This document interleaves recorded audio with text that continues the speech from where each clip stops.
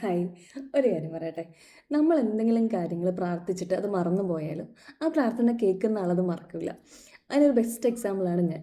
കാരണം ഞാൻ എൻ്റെ ചെറുപ്പത്തിൽ അച്ഛൻ്റെ കൂടെ ഗുരുവായൂർ അമ്പലത്തിൽ പോയിട്ടുണ്ടായിരുന്നു. പക്ഷേ അന്ന് അവിടെ പോയപ്പം ഇപ്പോഴത്തെ പോലത്തെ തിരക്കില്ല. പക്ഷേ അമ്പലത്തിൻ്റെ ടൈമിംഗ് കഴിഞ്ഞ് പോയിട്ടുണ്ടായിരുന്നു. ആ ടൈം കഴിഞ്ഞപ്പോൾ നട അടച്ചു പോയി. അപ്പോൾ ഞങ്ങൾ പോയി ചെറുതായിട്ടൊന്ന് ക്യൂ നിന്നെങ്കിലും അമ്പലത്തിൽ തൊഴാൻ പറ്റിയില്ല.